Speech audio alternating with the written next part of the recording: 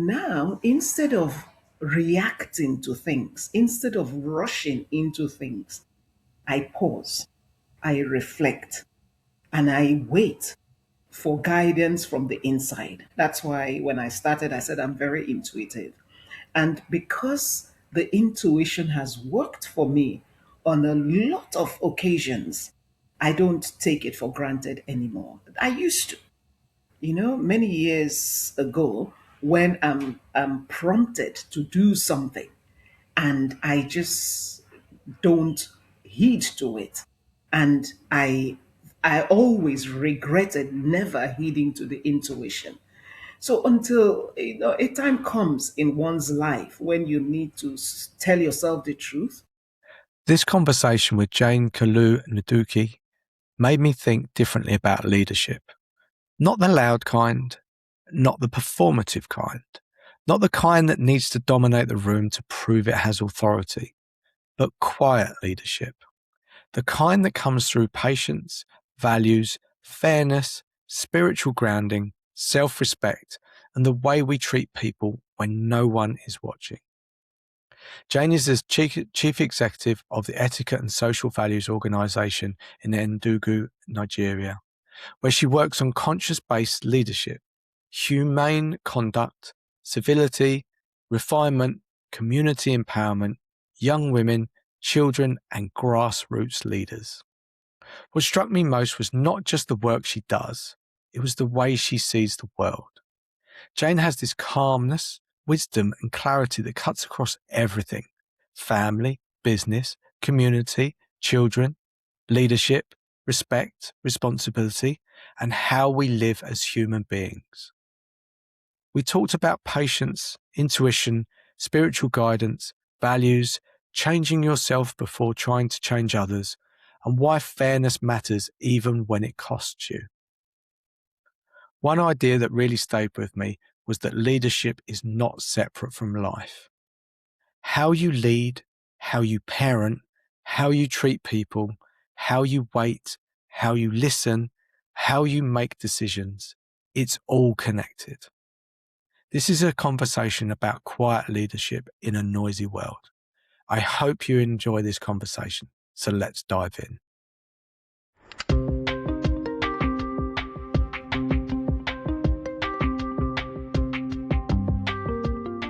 Okay, so welcome everybody to Vantage Point Conversations. I'm your host, Colin Parsons. So if you've not been here before, welcome. For the returning guests, thank you for showing up again for me. Basically, this is the channel where I get to ask questions and be curious, meet people that I would never normally come into contact with, people that I've connected through LinkedIn or been recommended to speak to. And my guest today, I know you've said Jane, but I call you Lady Jane. Yes. And I love the Lady Jane thing. It's something sticks out in my mind. And I don't know how to pronounce your surname, and I really think I would do a very bad job. So what do you want me to call you, and how do we pronounce your surname? Let's get the basics right. Right. You can. Good morning, Colin, and thank you for having me here. So you can call me Jane, and my surname is Kalu Ndukwe. Kalu Ndukwe. Yes. Okay, Kalu Ndukwe. fantastic. Mm-hmm. Amazing. Yeah. Okay, fantastic. So I always say the same. I never introduce my guests. It's not me being lazy, but rather than just read out your bio, I'd much rather you just explain who you are. Take as long time as you like, little time, just to explain anything you want people to know about you, highlights, lowlights, anything in between. And after that, we just jump into the conversation. Okay. Thank you. Thank you. So, right. I am Jane Kalu Ndukwe, like I just said, and the chief executive of the Etiquette and Social Values Organization, ESVO. And ESVO is an NGO in Enugu, Southeast Nigeria. And we promote conscience based leadership, humane conduct, civility, and refinement. So, and we do this, we have three interventions, one for leaders, grassroots leaders, because we focus on community empowerment. So we have something for grassroots leaders, and then another for children, and then for young women. So that's ESVO, and in fact, that's the banner that is just right behind me.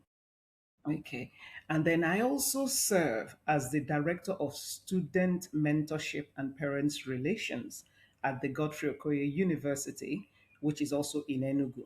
You know, and I'm a mother of two young adults, a young man and a young lady. I am a very intuitive woman and very spiritual. So that is actually what guides everything that I do, which hopefully as we go along, you would learn a little bit more about me and the things that I do. I write as well.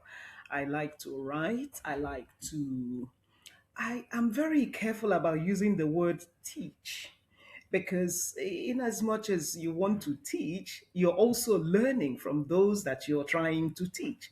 So I share experience with others and learn from them as well. So I'm a lifelong learner.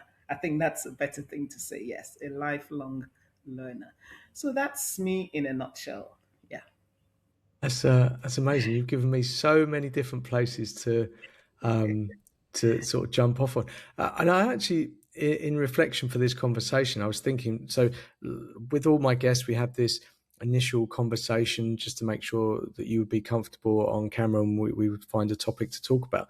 And yeah, I've often reflected on it, and just in moments of just how calm you are, and it's strange because we you've talked about everything that you do, and that's quite a lot of things. You're involved in quite a lot of things, yet at the same time, you have this calmness about you. And I was reflecting on that the other day, and I was thinking, like, how do you do that? Because we live in a world where everything's perceived as busy, busy, busy, yet you have this time to sort of pay attention to your intuition, to listen to things, to listen to people, to listen and create space for yourself. And I, I realized that's such a skill, and I don't know if you've done that consciously or you've always been that way, but definitely I see it now in the world that I'm involved in. I've not visited that many countries, but I just see everyone super busy. We just get busy doing many, many things. Oftentimes, those many, many things aren't that important, yet we seem to make them important in our world. And even in my own example, so, running this business, I go, oh, yeah, I've got to do this, this, this, this, and this. And I took a bit of a break for Easter. And then yesterday, so I was in the UK, and then I came back to Luxembourg Wednesday. And yesterday I decided, no, I'm not going to just jump back into things. I'm just going to take my time and just do a few things. And strangely enough, everything went super quickly and went super well.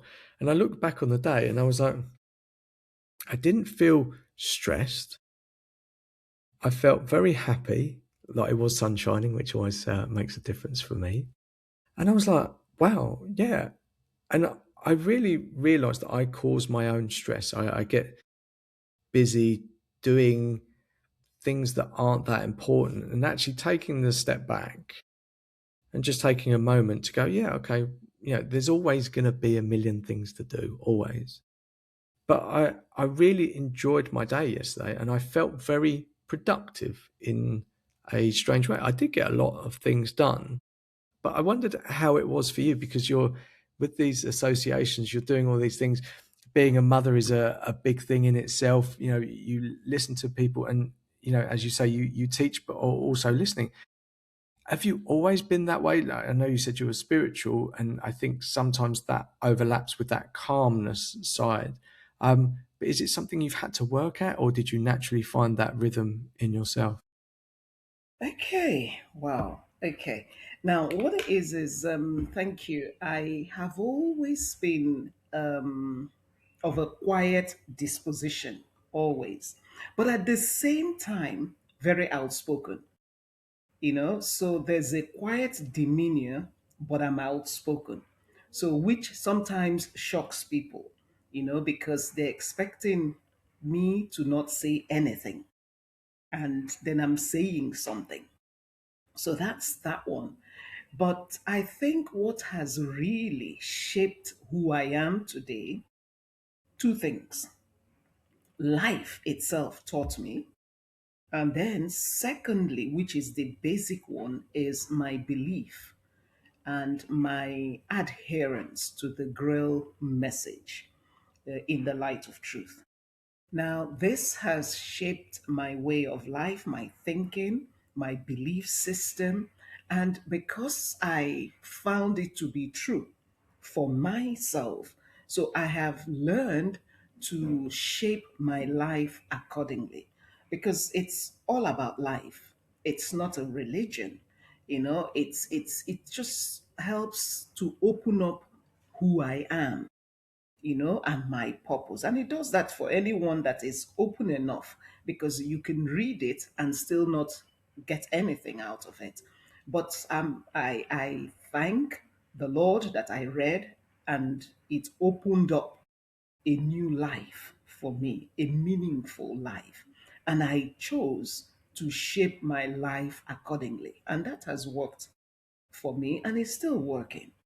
So now, instead of reacting to things, instead of rushing into things, I pause, I reflect, and I wait for guidance from the inside because I'm very much guided from my inside. That's why when I started, I said I'm very intuitive.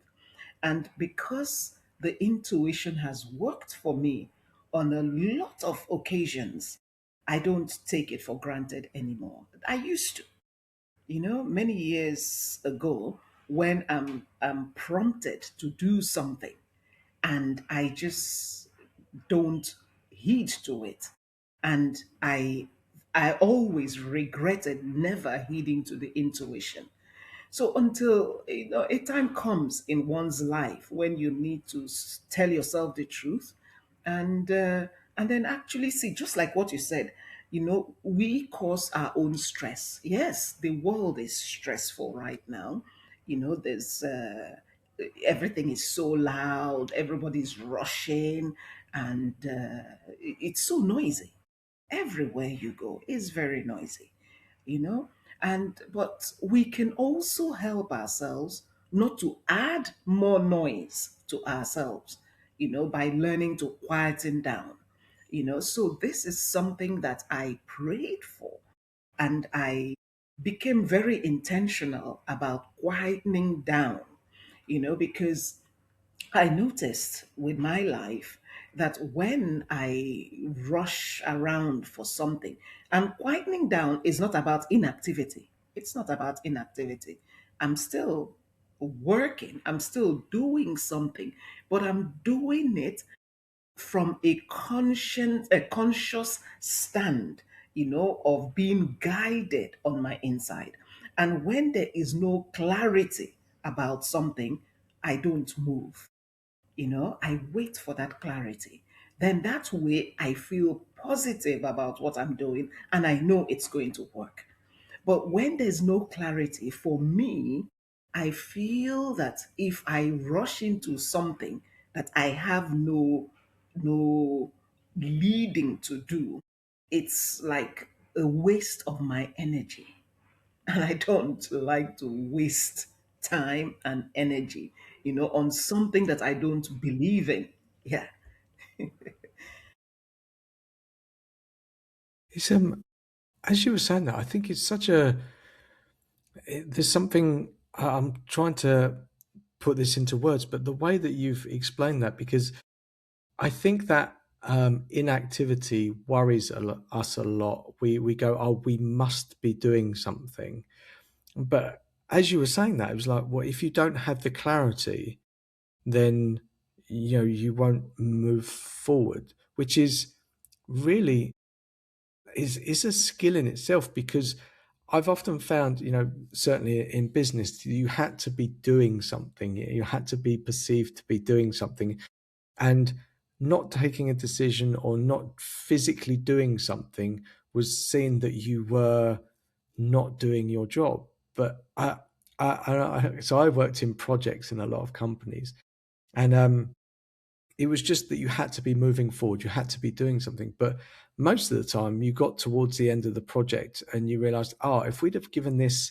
some more thought or clarity at the beginning, we would have been in a better place. The solution maybe we provided would have been more thought through. But I don't know why that is. It's this perception that we need to take action, and we have to force clarity, and by doing it, by doing something, that's how clarity comes. Um, then it seems to build this momentum. Certainly, in my own way that I think about it, you just go, right, okay, I'm going to do and do it. And we always say, like on a hamster wheel, hamsters go in those wheels and just go round and round. I just, but then I was wondering about this ability to have patience, because we don't seem to have patience. I think about myself.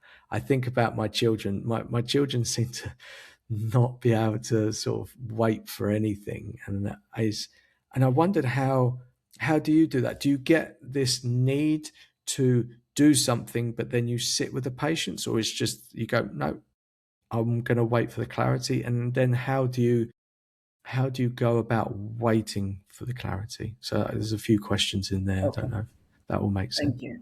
Okay. I think I'm beginning to, well, I may think that age, I don't know. I may be wrong, but for me, I think that as I have grown older, maybe I have become more confident or more able to just say what I need to say and do what I need to do, and so I make those choices that align with who I am, and even in the work that I do, you know, I need to be able to see myself in that work. Then it has meaning for me. And then I go all out, because for me, work is not separate from myself. Work is never separate from myself. So if that work is separate from who I am, then I can't function in it effectively. I will complain, and the way that's what brings the stress, because it is separate from who I am. So I'm having to be somebody else in that work. And I have learned along the years not to do that to myself, because it's great injustice to who I am, because I can't function well. I can't give it my best because I'm having to do something that I don't believe in or that I don't see much value in, so that is one of the things that helps me in the choices that I make. So in whatever job that I'm doing or whatever task that I'm given, I try to see, even if it's something that is technical, something that is I don't know the best word to use, but I still need to see what value I can bring to that assignment. How can my whole being be reflected in that work? Because I believe in spiritualizing the works of my hand. So even if I'm going to serve as a customer service personnel in an office, now I want to see that I am bringing value to that job. I'm helping people to get what they need from that particular company. And if they have issues, I can deal with those issues or help them to deal with those issues to alleviate their suffering, and I can make somebody's life better. Maybe the person comes in, the way I smile, the way I greet warmly. So I'm seeing myself in that particular assignment. Then I can flow with it. So, and it becomes part of me. So, in that, when it becomes part of me, if there is something, a decision that needs to be taken, like I said, I'm very spiritual. So, I go into prayer. And once I pray about a situation, I wait for the answers to be given or a way to be shown. The answers may not come like, okay, Jane, you have to do this, this, that. It could be a picture that is shown to me. It could be me drawn to a particular maybe book or film, or somebody walks into my space and says something, and maybe one particular word has given me the answer to what I need to do. Then I develop that. That's the way I function. So that way I give value. But if what I'm being told to do does not align with who I am, and especially for someone who is teaching values, character education, and then you tell me maybe, oh, one rule for this, another rule for another person, I will kick against that. So if there's a rule, let it be for all. And if you're going to say to me, okay, this person does not merit this position, but is the child of so and so. So give the space to the person and then deny the one that merits the position. I will not do that.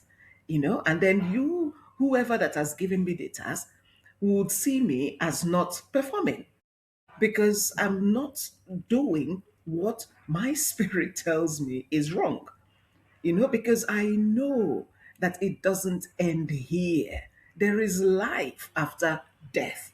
And I don't want to find myself in a place that I would regret all my years in life, doing something that I don't believe in, that I know is wrong, just to please someone else or just to be paid for a job. So that's how I function.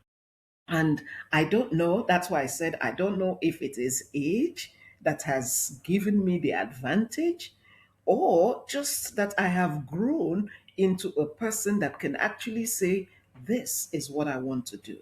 This is how I want to live my life, you know. And if you find what I have meaningful, then you would let me unfold and bring all the value, the creativity, the love, the care, the kindness, the respect, and all that into that particular assignment.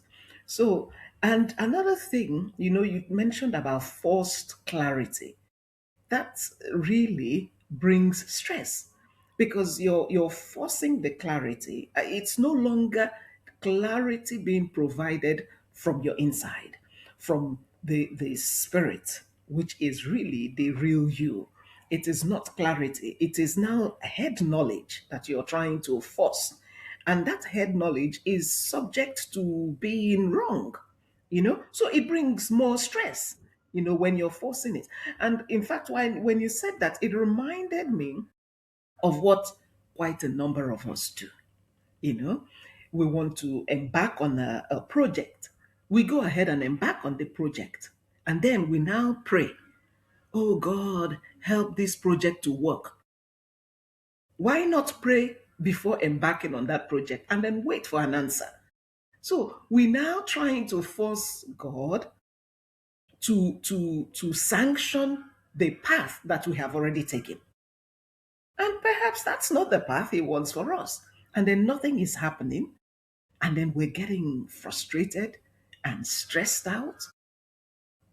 So if we tried it the other way around, and that clarity comes, because you see, when you will something, it comes. Because whatever you're willing, you're attracting to yourself.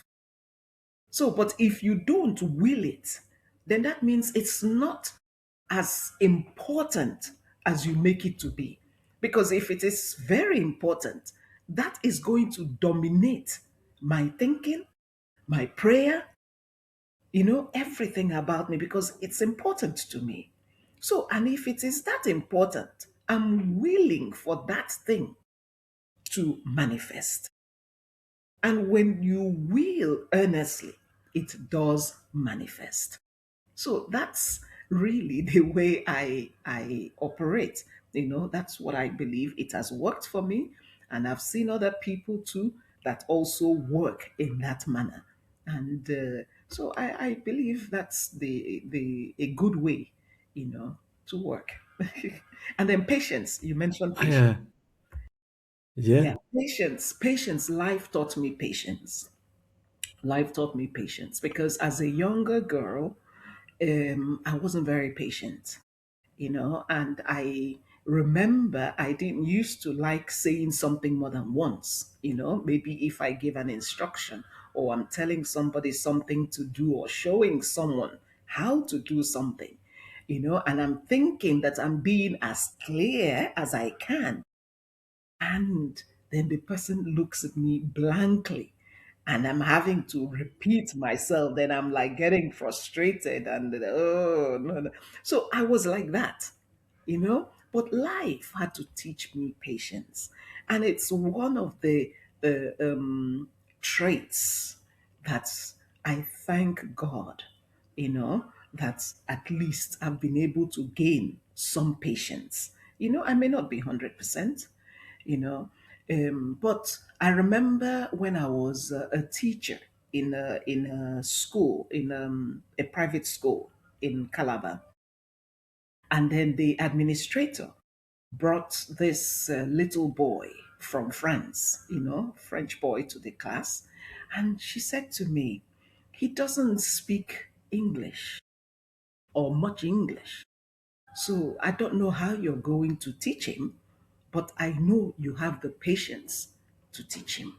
He's actually meant to be in grade 3, but I'm bringing him to grade 2 so that he can learn some English and be able to move on." And I was like, how do I do that? Who told you that I have all that patience, And you can imagine in that class, this little boy, I brought his chair and I put it beside my chair, my table, and I was demonstrating the little French that I learned in school. I was trying to speak as the little that I could remember, you know. And luckily, he was a very intelligent boy and he was very good with math, because that didn't need much English, so he was able to do the math very well. It was more of the social studies and the English itself that I needed, much effort, But because he was that intelligent, and so, at that little age, they absorb so quickly. So he was able to do that. And then he was now teaching his mom at home English, So it all worked out so perfectly well. So it was when that administrator said to me, "I brought him to your class because I know you are patient. You will be patient enough to work with him." That was the day that I realized that I was actually a patient person. I didn't know that I had gotten to the stage of being patient, you know. So, like I said, life taught me patience. And when I was married, and that taught me a lot of patience. That's another school on its own. So I learned patience, and then raising children also teaches you patience, and then working with people, knowing that people have different ways of perceiving things and understanding things. Nobody would understand it just the way you do. Bearing that in mind, I was able to now learn how to patiently wait, for things to happen and for people to understand. And then sometimes you go to see someone in an office and they tell you to wait. And I'll sit and wait.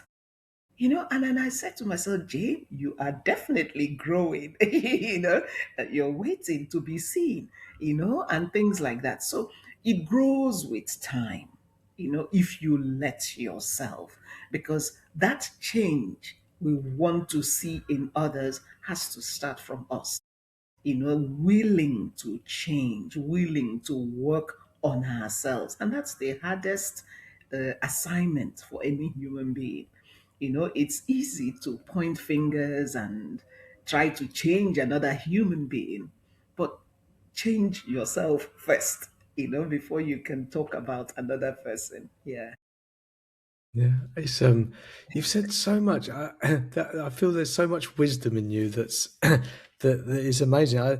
The that patience part is has so much depth because we just say our patience. We think it's just about waiting, but for me, it's the patience is creating this silence, this sort of not allowing the external to interrupt the internal.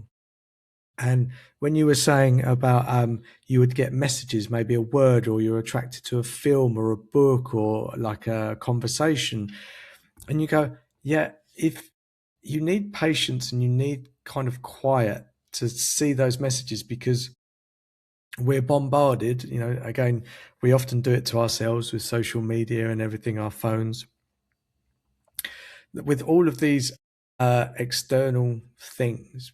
So we won't be able to pay attention to those signals or signs. And I, I think it's such a skill. So it's not just about waiting; it's waiting quietly and just paying attention. So it encapsulates a lot of different things, and then as you were talking about changing yourself, I have two young daughters. So one's turning 8 on Sunday and the other one's now 6. And when I first had the children, I wrongly assumed that I would say to them, look, you do this, and then they would do it. And I quickly got frustrated and angry why they weren't doing it. And then something happened. So I was putting some food on the table and they picked up the food with their fingers, and I'd given them a knife and fork, and I was like, no, that's not how we do it, because I wanted them to have manners, good table manners. And that they were picking up the food with their hands. And I was like, and then I realized that actually I'd put like a bowl of chips or something down and I'd picked one up by default without paying attention. They were mirroring my behavior. And I was like, oh, before, it's not what I say to them, it's how I show up as myself. And I feel that before I ask of them, I need to display the sort of behavior that I would like them to. And I'm not saying they have to be like me, but I can't say one thing and do something else. And so, and I feel, I want the best for my children, but the reality is, it's not by saying, okay, you do this and telling them like you said, it's not about teaching, it's about listening and understanding their side. And I feel that my children have been my biggest teacher, because I, the love that I have for my children, I didn't know that I wanted children at first, and then oftentimes it's sensationalized that babies come out and you absolutely love them from the moment they came out. The reality for me was, I was like, okay, this is a new thing in my life, and then I gave the kids my time and my attention just to make sure that they were okay. And then suddenly I looked and I realized how much love I had and how much impact they had on me. So it wasn't this miraculous Lion King moment where, okay, all the stars aligned.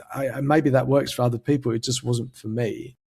But then I realized that what an amazing gift it is to have children and for them to teach me. And I love it because we have this perception about being parents that, Yeah, now you're a parent, you know, or you have all the wisdom to teach your children. And no one teaches you to be a parent. You kind of just fumble your way through, or you do what your parents taught you, or you do the opposite of what your parents taught you because you didn't like it. But I've actually found a lot by listening to my children and allowing them to explain to me how they're seeing things, and also allowing them to explain what they're seeing in me. And so then that that allows me to go, oh, do I like that? Is that something like what do I look like in their eyes? And the reality is, I think I've been very hard on myself for most of my life, and they teach me that I am a very good human being. I'm a great dad, and you go, oh, okay, and then you go, okay, and then I'm just a bit kinder to myself, which is really strange because then when you're kinder to yourself, you're kinder to the people around you. We often think that it has to be kindness externally, and I've said this a few times now, but actually kindness starts, I think, with yourself. You know, I I I can be my worst critic, the voice in my head, just how I view myself. And the biggest changes have come in my life when I've started to relax and be okay with myself and how I view myself. And not only that, but the language that I use for myself, and which is the one that doesn't actually shout. It's often the quiet voice in your head. It's that thing. And oftentimes people can misinterpret that as being selfish, but the reality is I'm not thinking about myself. I'm just trying to be kind to myself, and then that behavior can get mirrored by my children. And I would love them not to beat themselves up so much in the way that I did, because life can be a struggle anyway, but if you spend all your time beating yourself up, it's even more harder. And so, there's always going to be events in our lives where you know, we perceive it a certain way, and then we probably beat ourselves up. Oh, I could have done that better. I should have done this, etc. But being human and being kind to yourself and going, okay, well, what did I learn from that? For me, it stops me spiraling into uh, you know, this sort of negativity and just going, oh, okay, yeah, that was an event. What did I learn from that? And I'm able to move forward a lot easier rather than get caught in this downward spiral. And I'd love the kids to feel that a lot easier, because I think there's so much richness in life when you don't beat yourself up. And it's not always easy. Sometimes those messages are external from our parents or from society. But I've said this um, before, we define success often in a way that from a monetary perspective. But I think if you are happy with yourself and kind to yourself, you are already successful. I think a lot of people are driven not necessarily to succeed, but just almost to punish themselves. They're trying. But the way that you've described yourself, you have this pause and you have this reflective moment, and I think that is such a beautiful thing, because that alignment, that clarity, I I have a feeling, and you can correct me if you see it differently. I think we all have that. We all have an inner wisdom. We all have the clarity. We're either not aware of it, or we're too busy, or we're scared of it, or it's such a quiet voice that we're not really paying attention to it. But I believe that we all have it, and things would be a lot better for ourselves and for other people if we just slowed down, uh, gave some patience, gave some clarity, understood ourselves a bit better rather than being reactive to what we think or compare ourselves to other people. So, yeah, how do you see that? Do you see people have this intuition? This, and I know obviously you've got the spirituality, and you understand even if I can't Yeah, pronounce yeah. it correctly.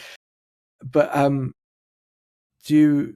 How do you see it? Do you? I mean, you obviously come across probably a lot more people than I do. Do you see that in other people? Are they?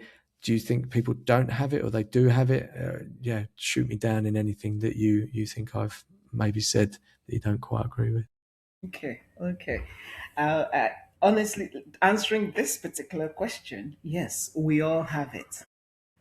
It's a gift given to all of us, and that intuition, that inner voice, because you see, what we wear, this physical body is just a material body that we're wearing. The true human being is the spirit. And the voice of the spirit is what we call that inner voice, that intuition, that voice of conscience. So we all have it. We can all listen to it. But like you rightly said, we're too busy, we're too rowdy. And when you're rowdy, you cannot hear the voice of the spirit. You cannot hear that quiet prompting.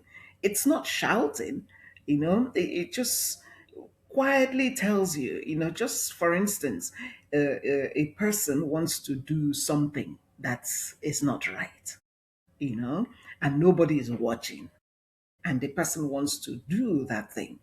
And there's this voice on the inside, that is saying not to do it. Now, the person may not hear it loud and clear, but the person can feel it through the anxiety, you know. And for me, sometimes I begin to sweat. I'm a little agitated. I'm pacing the place, and I know something is wrong. What I'm about to do or what is about to happen is really out of alignment. you know. So at that moment, because I'm conscious of the various signs that I receive, to know, this is really not it, and maybe assuming somebody has said something to me or done something to me, that I didn't like, and I'm about to react, maybe the words I would have used, and I start feeling a little anxious and agitated and everything. I know, slow down, Jane, you know, pause, reflect, rethink, and by the time I have paused and I've done all that, reflected and all, what now comes out is kind, even though I'm saying what shouldn't be said. I'm sorry, even though I'm correcting whatever thing it is that someone said that I didn't like. I'll give you an example. Was it last week or yeah, yes, or no, early this week on Monday? So I sat in my office. I usually have my door open, because I believe if you wish to see me, you are going past and you want to stop by. And that's how I have actually met a lot of people. They walk past, they greet, they come back. Please, may I speak with you? Something just led me to you. May I sit down? May I confide in you? I've had a lot of students do that, when they come to my office. So as I sat there, there's a restroom that is purely for the staff. Now, because some students, come to visit one particular member of staff in that building, so they always rush to use that restroom because it's clean and there's water and there's everything. So, but when they use it, because we have a challenge with water, so we have to preserve water in like drums. So I bought that drum and I asked one of the cleaning ladies, please try to put water because a lot of the people working in the building are older people, and cannot be going outside to get water and things. So they've been doing that. So sometimes when I meet the person, I appreciate the good work that the person is doing, providing water. Now, I just sat there, and then this student was just rushing in to go and use. I said, no, come back, go and use the student's restroom. I said, go to the student's restroom. And she did. Another one came, I said the same thing. So the rest of the staff, they were like, thank you for speaking out. We didn't know how to say this. They keep rushing into that. So, and I did that. I didn't do it in hate or whatever, but I like to stand for what is right. This belongs to the staff, and it must be for the staff. And there's another that belongs to the students. So you go there, you know? So later that day, as I was walking out of my office, that's first student I had told, no, go and use the student's own. She greeted me, and she always greets, and she felt that, okay, perhaps since she greets me, I would let her just do what she's not supposed to do. So I said, no. So yesterday I saw her, and then she greeted again. And I greeted with a smile, and I stood by her and I said, you are a very good person. And I was saying it in front of this particular member of staff that is her friend, who was already making excuses why they have to do this and do the other. I said, no, it's not about making excuses. We need to do the right thing, you know? So, because you would let her in because she's your friend, but you wouldn't let another student to go there because that one is not your friend. So, and I like to do things, if it's one rule, it's for all, you know? Mm. So I now said I said, you're a very good girl. Please keep it up. You talk with me, you greet me, but I didn't let you use that because it's not for the students. And when I came out, you still greeted me and I smiled. And that's why I'm telling you today that you are a very pleasant, very loving person, and keep it up. Because sometimes your mom, your dad, and when you grow up and get married, there may be things that you would do that somebody would want to correct you. The person correcting you is not correcting out of hate. It's for you to do the right thing. And if you're being corrected, you don't take offense and now turn the person as an enemy. But you didn't do that. I watched you as you greeted. So even the staff member that is her friend was looking at me and she learned something.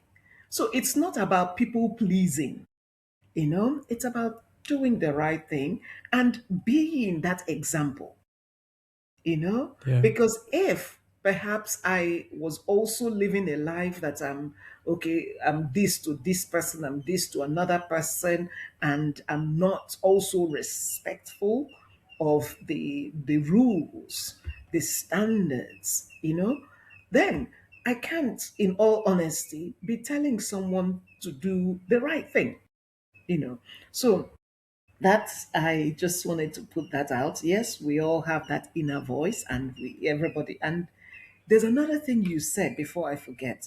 We are all human beings. We are all human beings. And we're all at different stages of our growth, inner growth. You know, and the times when I have found most successful, fulfilling, have been moments where I didn't have anything planned other than, okay, I find myself in a space.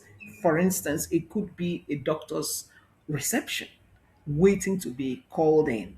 And then I'm there with so many other people that I do not know, you know? And then as I'm sitting there, I'm watching the interactions and different things are happening, you know? And it could be so refreshing watching and learning, because a lot of learning takes place at that time. And then you're seeing, oh, this person just did this. Maybe that's all they know, you know? So when you come from that standpoint of That's all they know. If they knew better, they would behave better. So in that case, you now show compassion, instead of judging, instead of condemning. I learn so much at such moments. I go into nature, and I'm watching because the learning is not just human beings, even the trees, and I like the way they sway, especially when it's windy or when it's, and then you're looking and you're learning from life, those for me are very fulfilling moments because they teach me lessons, you know. So, and sometimes I may just, as I'm watching an interaction going on between people, and I can see, and I'm like, oh, we're humans after all, you know. We can make mistakes. We are all learning, we can't be so hard on ourselves and others, and then that way you you are kind, you're not judging, because that's another thing. When we judge and judge, then you cannot be kind to people, you know so and when you, oh, you should have done this, you should have done that, step back a little bit. If you were in that position, would you have done differently? Or do you know where that person is coming from? For instance, we've been chatting. I thank the Lord that the weather is calm, so I'm not sweating. I'm happy, and we're able to have this conversation going. But there's no power, you know? Yeah. Aha. So somebody else, I may, assuming the weather was not kind, I would have been so flustered, very agitated, cleaning sweat and waiting. Oh, can this thing just end? And you may not understand why I may be so uncomfortable, because there's no power. So until we are able to just step into other people's shoes or see things from their perspective rather than judging, which is that empathy that we speak about, then we can become better human beings. I pray to become a better human being because that is a whole school on itself, because you think you know somebody just to find out that you really don't. Maybe you just know a fraction, you know, and every day the person is unfolding things. And another thing is sometimes we hold on to somebody's past, what the person did in the past. But that person may have evolved, may have learned from life, and become a different person. But you refuse to see the person, the new person. You're holding on to the past. Oh, you did this, you've always done this, you did the other one. You can't move on. You're just standing as a judge over that person. And nobody has the right, really, to stand as judge over another person. I mean, apart from those that have studied to become judges over people's actions. But, you know, so the compassion, compassion, being human. I'm trying to remember all those beautiful points that you pointed out when you were speaking. And by the way, happy birthday to your daughter in advance. Since her birthday Thank you is very much. on Sunday, yeah. And you said something about negative self-talk. Negative Yeah. self-talk. Oh, you know, the one with the negative self talk may think he or she is being pious. I want to be humble and I'm talking down, oh, I'm judging myself, I'm doing this. That you're becoming more and more self absorbed and it's not helping you, it's not helping anybody you know so the time you're spending calling yourself all manner of names and being so self-absorbed, go out and mix with people, help people, take the focus away from yourself, do something, volunteer to do something, and as you're doing that, you will now find a nice thing about yourself that you can be proud of. So I just thought I should mention that Yeah. before I forget. I think that's it's a lovely thing, and I've heard that before. people have said if you're struggling with yourself or the way that you're thinking, deem that mental health or whatever, go and do something nice for someone else, because it takes you out of the focus for yourself, and help someone else, which actually gives back to yourself, because then you go, oh, okay, no. And it's yeah, again, we often think that these things need to be grand gestures, but it can be something very simple. Help someone cross the street, or pick up something, or do something for someone. And it's again, I keep coming back to this idea that we seem so busy. And I'll give an example that popped up in my head. So I was driving back from the UK to Luxembourg, as I said, the other day, and we left early morning, and there was I had to stop the car because the children wanted something, so I just needed to turn around. And there was a guy just stopped in front of me, and he came and spoke to me, and he was lost. He didn't quite know where he was. He didn't have any satellite navigation, but he was clearly a bit confused about where he was. There'd been a detour on the road, and he'd ended up where we were, and he wanted to go somewhere different, and he didn't know how to get back on the track. And I knew that I wanted to get going on the trip. It was a long day, and I was like, oh, yeah, I could just sort of say, oh no, I don't have time. And then I stopped myself, and I said, no, well, we're kind of going that way. I'll take you 90% of the way, and then I'll indicate and show you which way to go, and then you follow that way. And but there was a decision there where I said, oh, I'm too busy, or I can't do that right now. But I paused, and I said no, and I wanted to help this guy, because then I thought, well, maybe that could be someone that I know, could be a family member, and they were in a situation. I would love it for someone else to help someone that was a bit lost. And to be honest, it cost me nothing in terms of time. If I'd have sped off, I might have got caught in traffic or been busy. But just that pause. And I never really realized it, but as a byproduct of making that decision, the kids were in the back of the car, and they'd seen me do something. I don't know if you want to deem it as being kind, but I'd helped this gentleman.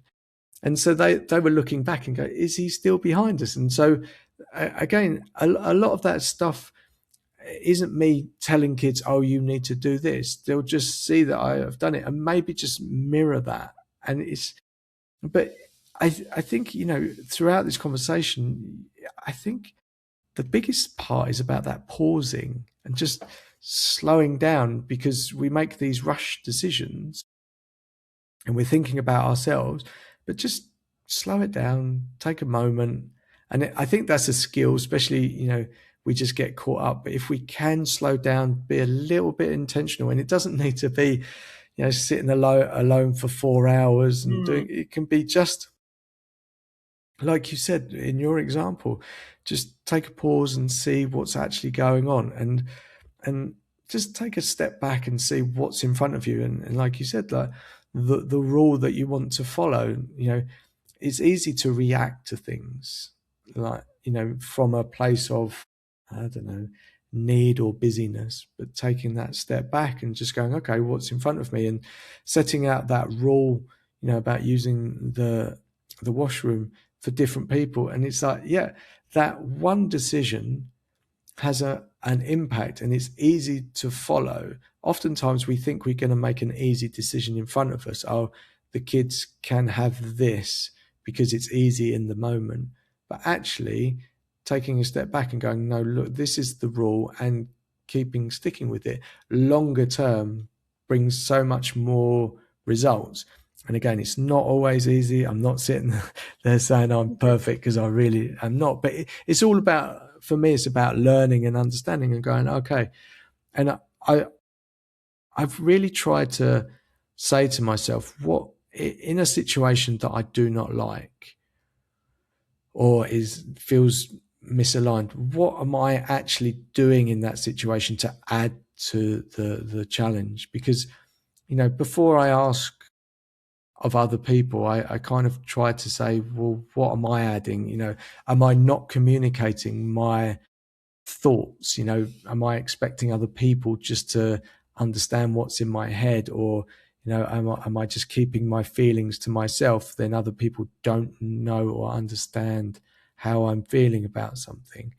And so I always try to look, again, it's not always perfect, but just see what I'm adding to the situation, and then seeing, okay, well, what behavior am I portraying that actually is adding to make that situation either worse, or if I took it away or changed it, would it make that situation better, rather than the expectation that other people need to change first. And that's only more of a recent thing. And you mentioned people pleasing before, and I think I've inherently been a people pleaser. And for me, that is a very short term win. You think you're pleasing people and you feel good about yourself in the moment, but the reality is that for me, it set the wrong sort of expectations. I didn't put myself forward. I wasn't communicating. And all that does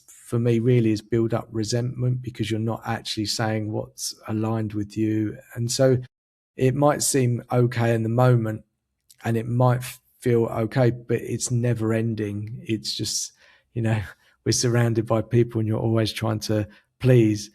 But the reality is you're not being true to yourself, and it doesn't need to be a conflict. And not everyone's going to understand you, but you also matter. You've got integrity for yourself when you stand up. And the reality is, I look back in my past and realize that some of the situations that have caused is because I was trying to people please, and I wasn't being open and saying exactly what I wanted as well. And for a long period of time, like, people ask me, well, what is it that you want? And I couldn't answer them, because I didn't know. I'd always tried to people please, so I physically didn't have the muscle to say what I wanted. It wasn't me ignoring it. I couldn't find that place in my body, in my mind, to say what I wanted, because my default was, well, I'm going to say whatever pleases the person in front of me. And so I'm slowly trying to learn and say, okay, if I want something or I feel something, just to say it and be okay with it. And if people aren't happy with that, or they're not pleased by it, that's also okay. It's also okay, because in the longer term, it sort of sets the right boundaries. People understand a bit better. And so, yeah, that was a big shift in my life as well. So, yeah. Yeah, thank you. I completely agree. It's I think for quite many of us, it starts with trying to please. I mean, I've been in that situation trying to please. At one stage, I then lost every sense of who I was because I was trying to please another. And unfortunately, the one I was trying to please was never pleased. Despite everything. So when you look at it, it's nothing beats being who you are, and then when you're true to yourself, you attract the right persons, that need what you have, that value what you have. You don't need to be, it's exhausting, trying to be something else. And, you're weighing what you're saying and you're doing, so as not to displease another human being, which really it's grossly unfair, you know, and to yourself, and is a disservice to yourself, because you keep shrinking, just to make sure somebody is happy. And if the person, the person would be aware that you're shrinking to to just please, then manipulation comes, which is really very hurtful, So I believe strongly in letting people be themselves. My daughter has said this. She says, "Oh, my mother just lets me be. She can guide, but she never imposes." Because I know that with time, she would have a better understanding, just like every other person, because we keep evolving, and as we continue to volunteer to do things, little things. That's how we get to know ourselves better, you know. And so for me, um, we never shrink. Never shrink yourself. Never deny who you are just to please another. That person will never ever be pleased and will never respect the person, you know. Instead, they can manipulate you to keep doing that for their own whatever ego, whatever it is, But when you're true to yourself, you gain respect. You're happy. You're able to just do what you can, and then there's nothing wrong with saying, "I'm sorry, I don't know how, but I will try." So learning to be able to say no when you can't do something, or something that you really do not know how to do, there's nothing wrong. So, and then another thing about slowing things down to gain clarity. In doing that, you practice mindfulness as well. Just like the experience of the person that you helped on the road, which that person would never forget it. Because he could have been completely lost and frustrated, or could have even come to harm's way, being out there alone, not knowing where he was going. And I like how you said, if you decided to rush off, it's possible you would have met something not so good along the way because you missed an opportunity to be of help to your fellow human being also traveling along the path of life. So when we slow down, we see the environment, we see people for who they are and how frail, we are. How frail we are, even though we may feel that this person is so strong and so this, but there are certain situations that bring that frailty in us, and then being able to step in, to encourage, to support, to guide at that moment, is an experience that the one being helped would never forget. And it's also a fulfilling experience for the one offering that help. It wasn't planned, something just so spontaneous and so rewarding for both parties. Learning has taken place. And I like how you said, if anyone related to you were to be in a similar situation, you would want, to know that somebody out there was able to help. I've said things like this before.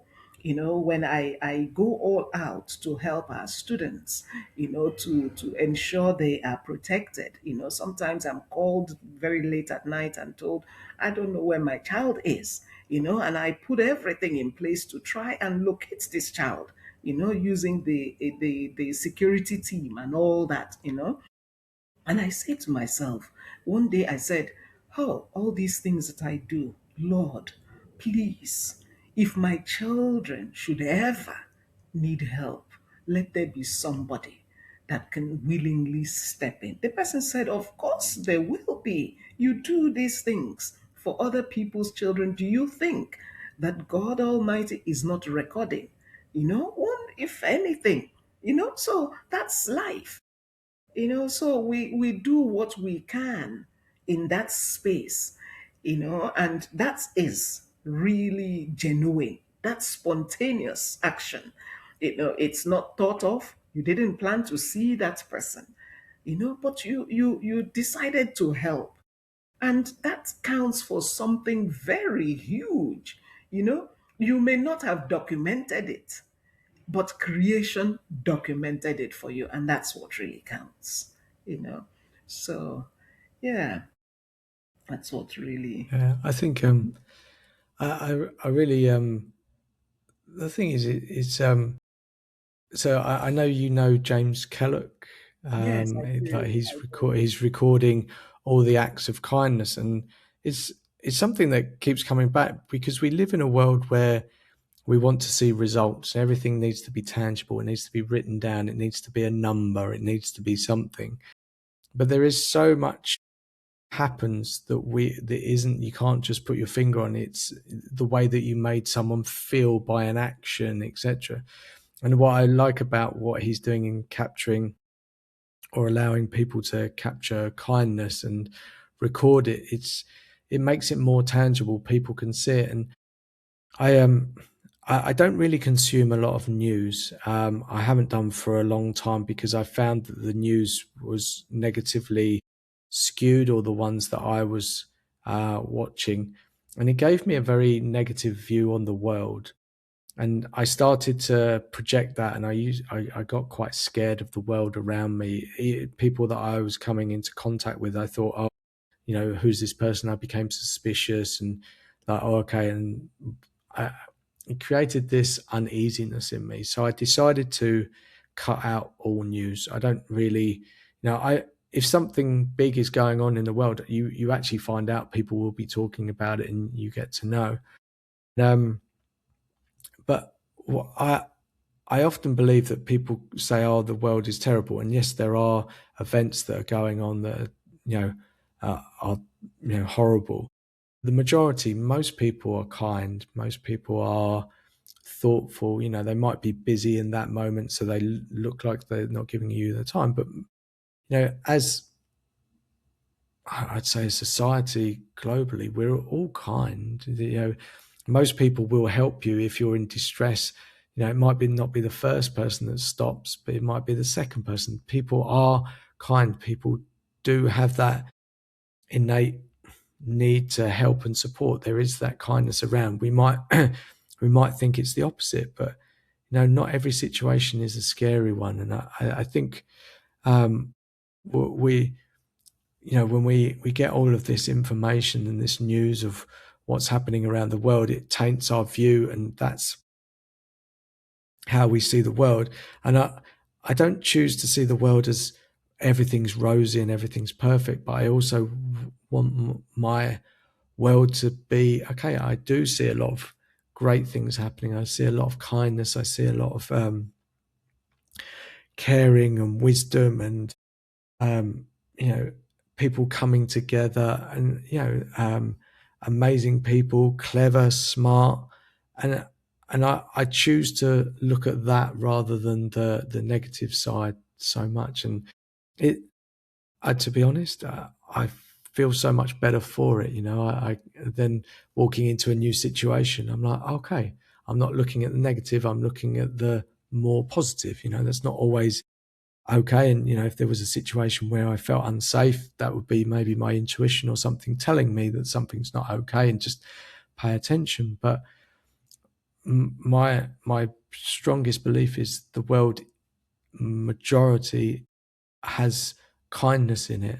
um, I know we are slowly moving into a more selfish focused world, but I believe there is this movement of people that say, no, there is kindness and shining a light in it. And I know that's a big thing that you do in your work. And I I think people are, we have to work almost twice as hard to reflect the good stuff as the bad stuff, because I don't know if the bad stuff sells newspapers, or exactly what it is. But yeah, I choose to see a lot of good in people, and I think when you do that, you actually see it reflected back at you. I agree. I agree. In fact, as you were speaking, I just wrote down, the way you look at life positively, or negatively, is a reflection of who you really are on the inside. So who you are on the inside propels how you see the world. So for you to see things from a positive standpoint means inside you are genuinely a kind person. So that's why you look at life positively.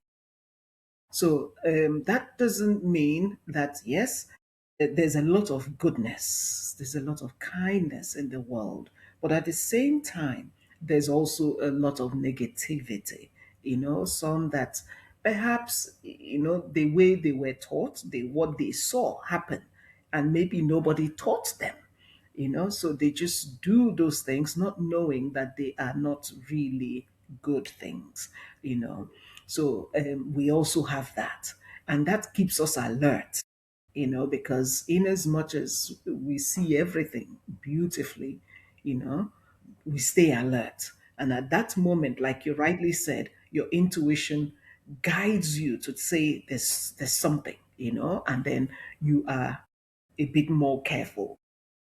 So then recording acts of kindness, that's good. That's intentional, because they like what James is doing is so that people can learn, can see different ways of showing kindness. Because for some, when you mention kindness, it means a lot of things to different people you know for instance, when I posted something about the global kindness project, the first person ticked, oh, I like this, and then the next thing was, oh, give me breakfast you know so now I said to myself, okay, I can easily send this person and say, send me your account number, let me give you that breakfast. But if I had done that, the entire social media would, okay, I need school fees, I need this one, and I would not be in the capacity to to do all that. But if I have done for one and not done for the other, I now become a wicked person. Oh, look at her. They've probably given her money. She doesn't want to spend it. Can you see? You know? So these are things that one has to also be very mindful of, the things that you say and the things that you do. So kindness is not just when I come and give you money, or give you food. That's we do that a lot of times, but we're not recording that. Because another person wrote and said on that same social media, oh, when your right hand gives something, the left hand must not know, or something like that. It's in the scripture, about not publicizing what's good that you're doing. So you have people who Okay. think that way. So if I now come and maybe I have given someone that I can see that is clearly hungry, I've given you food and I record it and I say, let me push it out there. See, I gave that person food. So the second person is telling me, you're not meant to do that you know but when it is an intentional act of showing kindness to show people what kindness could be. So for instance, maybe I may decide, okay, so today my team and I, we're going to so and so place to go and distribute packs of food or whatever it is, and we record it because it's something that we have planned as a group. And then there's this flyer and there's this thing, yes, and then we put it out there, okay, for people to know this has been done.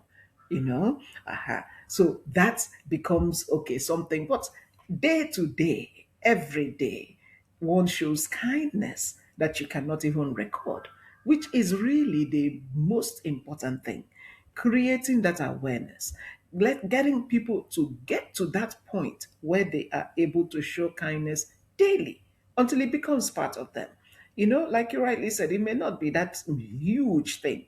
The way you speak to someone, the way you encourage, the way you're able to offer service. You can see somebody is clearly struggling with something, and then you offer a helping hand.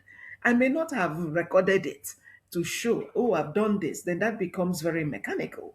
you know. So, like I said, if it is an intentional project, Yeah. then we would already bring somebody who is recording, doing to show, so that people watching would know, okay, these are different ways of showing kindness because there's a project that we're working on.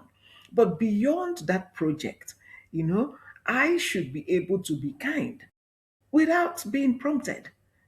Just like you saw that person, you were not, you just chose to be kind and you showed that direction.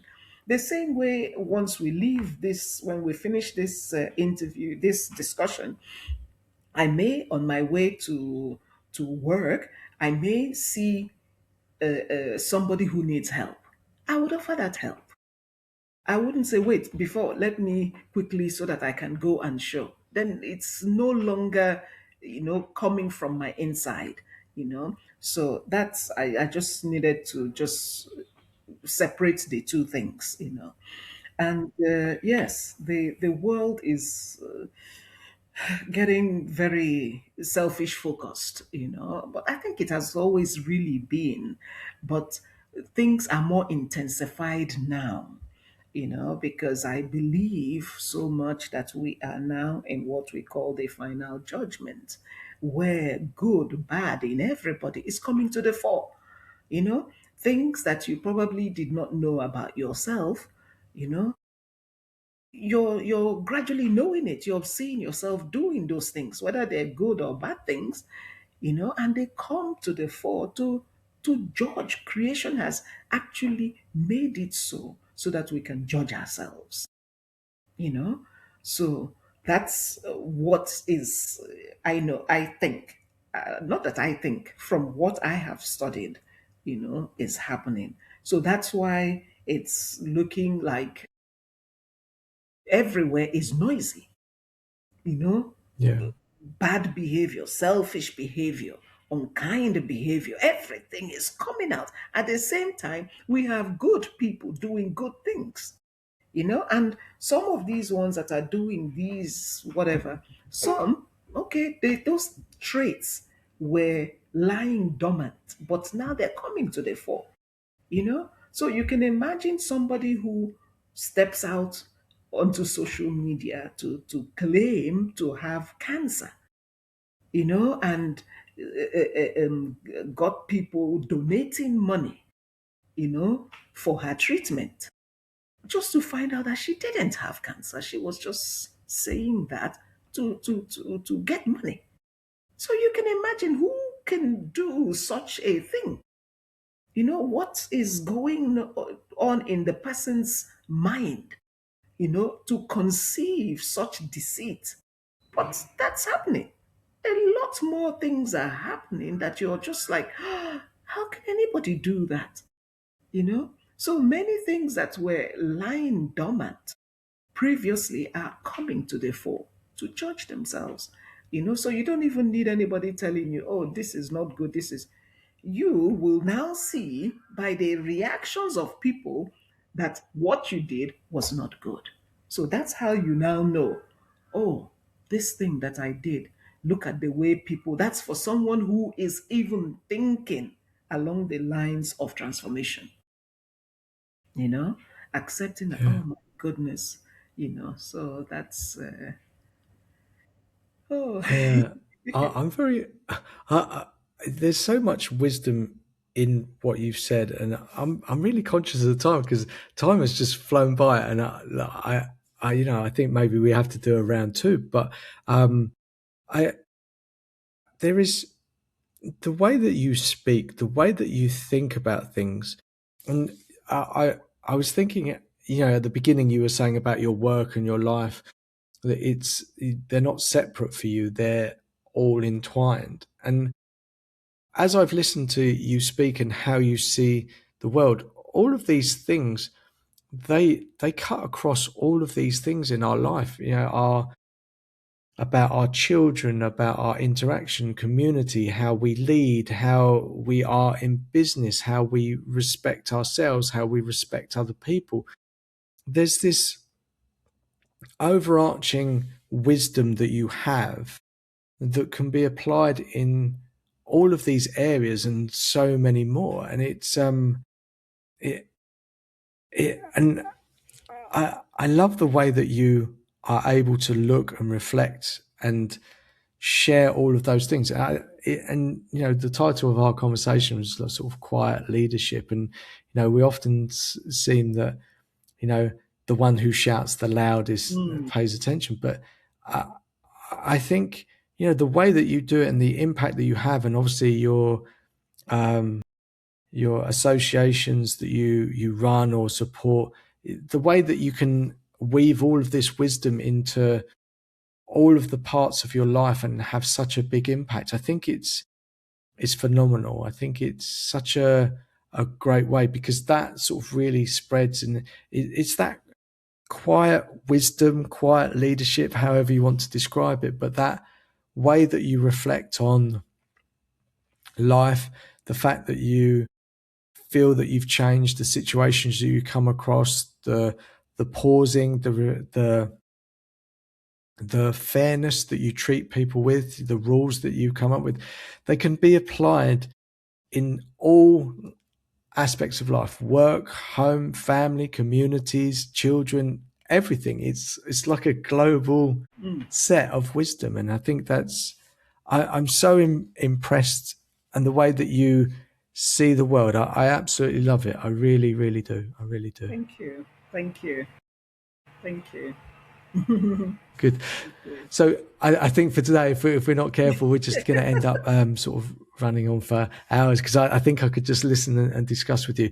But for today, amazing. And we didn't even really get to touch on too much of your associations, but I think, you know, we can always do a round two and we can talk about those. But I think I've got so much from you that I think it's been real eye opening. Really, I've got a lot to take away and think about. So thank you so much. I really, really appreciate you giving me your time. And like you said, there's no power where you are, and you've made that work for me. And I really appreciate you showing up and giving me your time, your knowledge. And I think that's amazing. In terms of people wanting to find out more about you, the work that you do, I found you on LinkedIn, and all credit to James Kellett, because he said you need to go and find Lady Jane, and so he introduced us.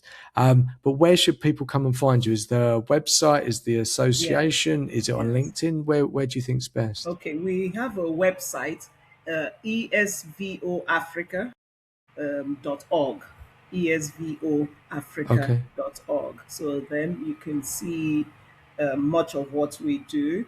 And then also we have ESVO LinkedIn. It's we just started it recently. But on Jane Kalu Ndukwe on LinkedIn, you can see much more of the work that I have done. You know, keep doing because there's no end. So we're on social media, yes, social media, even on perfect. Facebook, Okay. Instagram, yes. So Okay. So I always try and repost this and put the link so it's easier for people to follow, and I'll put that on to LinkedIn. But for today, it's been an absolute honor, and I don't say that lightly. I just really have truly enjoyed understanding how you see the world, because I really feel it's trickling into my psyche, and that's going to change things for me going forward. So thank you for your time today. thank you so much, and thank you for having me. I've really enjoyed it. Speaking with you, it's very enlightening and um, very fulfilling. That's the word. Very fulfilling, and because we've talked about things that I love to talk about, the things that I do, the way I see life, which and we've talked about things that resonated with both of us, so because I learned so much also listening to you. So it's been a very beautiful discussion, and I thank you so much for having me on this live show. Thank you. Thank you so much. Fantastic. Brilliant. It was my pleasure. Well, thank you very much. And yeah, I'm sure there are people who are going to watch, and if they want a round two and they've got questions, then I'm sure we can make that happen. Thank you. Fantastic. All right. Thank Thanks, you. Jane. Bye Take bye care. now. You too. Bye. Thank you. Hey, it's me again. Just a quick note. I'm trying to grow my audience, but in an intentional way, not to go viral, but to be able to bring you more of these conversations because I enjoy doing them. And I think there's a lot of value in what my guests have to share. So if you like what you hear and you're happy to hear about other conversations and learn from those people, then please just click on subscribe. That will give me some data around the conversations that you like. And then you can add some comments along the way. Always give constructive feedback, and I will always take constructive feedback on board. So yeah, if you like, please subscribe and click the bell notification so that you do get notified of new episodes. That's it. Thanks very much.